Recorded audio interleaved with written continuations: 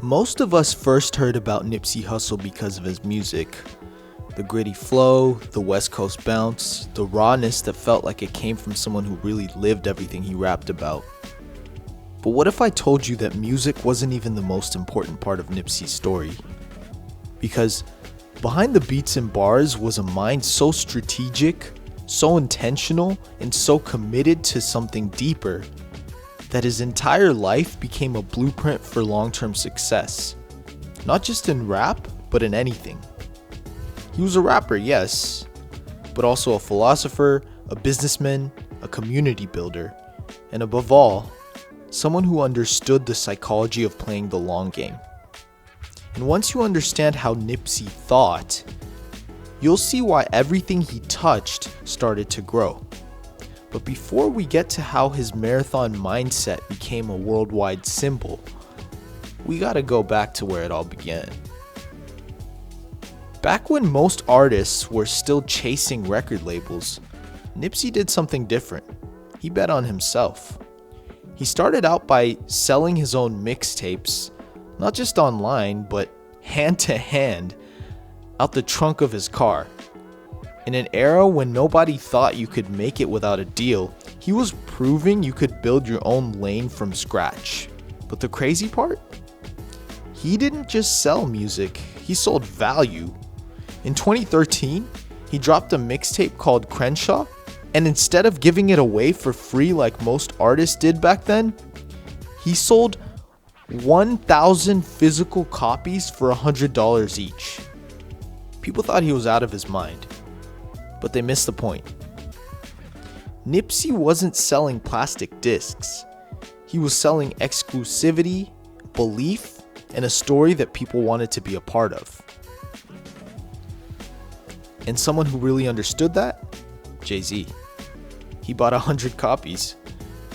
But this wasn't just a clever marketing stunt. It was the beginning of Nipsey's empire, a mindset of ownership and self-worth that he never let go of. And what this taught him about value, that would completely change the way he approached everything next. As his career grew, Nipsey could have easily done what most artists do, buy chains, hit the clubs, chase quick wins. But he had a different vision. Instead of trying to escape the hood, he doubled down on it. With the money he made, he started buying back the block, literally. He opened his Marathon clothing store in the exact strip mall he used to hang out in as a kid, and eventually, he bought the entire plaza, so he and other black-owned businesses could have a place to thrive. But he wasn't doing this for clout. He was doing it because he understood that ownership is the foundation of power, that if you don't own anything, someone else is always in control. And that belief became the core of his business moves, from real estate to tech investments to creating jobs in his own neighborhood. But what's even crazier? The reason he even cared so much about community wasn't because of business at all. It came from something much deeper.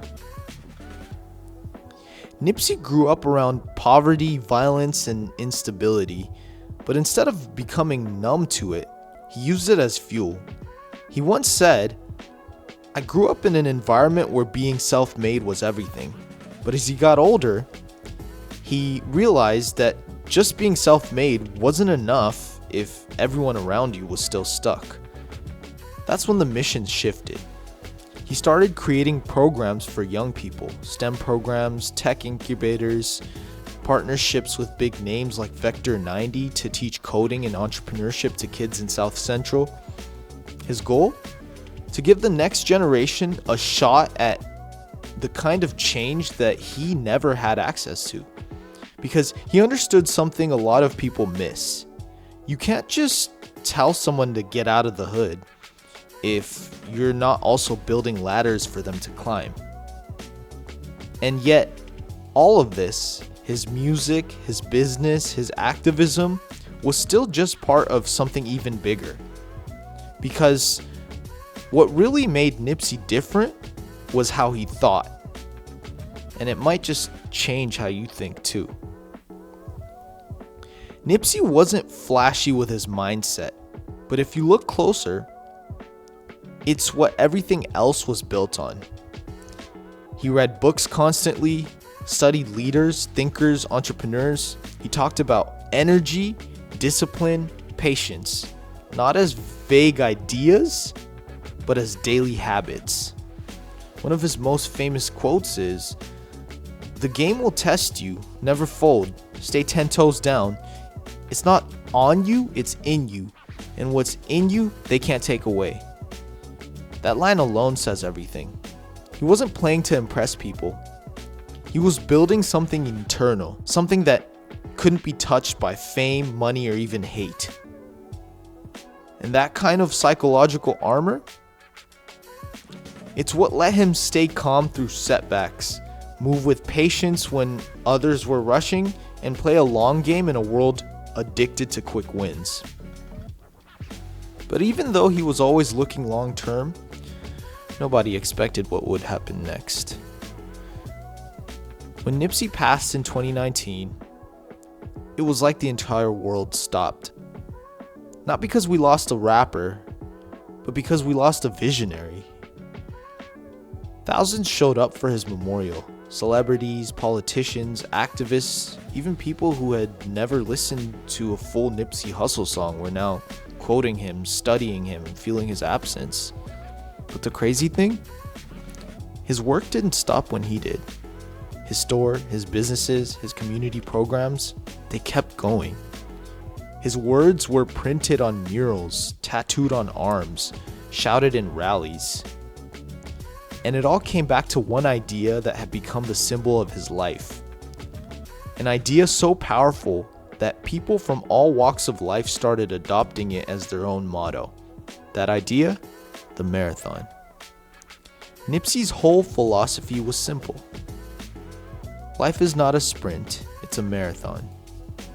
That means there will be setbacks, delays, pain, but also progress if you keep going. He wasn't promising overnight success. He was promising that if you stay locked in long enough, if you trust the process, if you run your race, you will grow. That's why the marathon continues wasn't just a slogan. It was a reminder. A reminder that greatness isn't reserved for the lucky. It's earned by those who show up every day, even when no one's watching. So whatever you're building, whether it's your art, your business, or your mindset, just remember, you don't have to win today. You just have to keep moving. Because the marathon, it's still going.